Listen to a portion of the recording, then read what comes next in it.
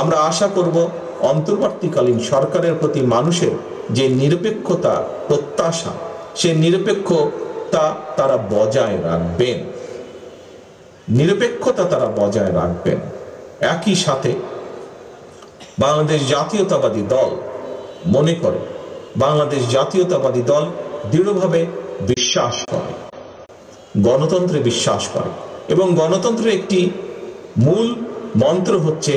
আমরা আমাদের মধ্যে যে মতপার্থক্য থাকবে বিভিন্নভাবে বিভিন্ন জায়গায়, সেটি দলের ভিতরেই হোক, সেটি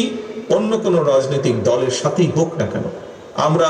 মতপার্থক্য থাকলে আমরা বসবো, আমরা আলোচনা করব, আমরা সিদ্ধান্ত গ্রহণ করব, যা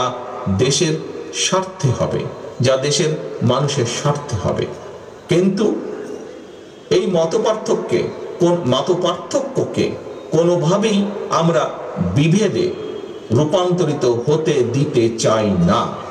কারণ আমাদের মতপার্থক্য যদি বিভেদের মধ্যে বা বিভেদ সৃষ্টি করে, আমাদের নিজেদের মধ্যে সবচাইতে বেশি ক্ষতিগ্রস্ত হবে দেশ, ক্ষতিগ্রস্ত হবে দেশের মানুষ, ক্ষতিগ্রস্ত হবে এই দেশের গণতান্ত্রিক রাজনৈতিক দলগুলো, ক্ষতিগ্রস্ত হবে এই দেশের গণতান্ত্রিক রাজনৈতিক কর্মী, গণতন্ত্রে বিশ্বাসী মানুষগুলো।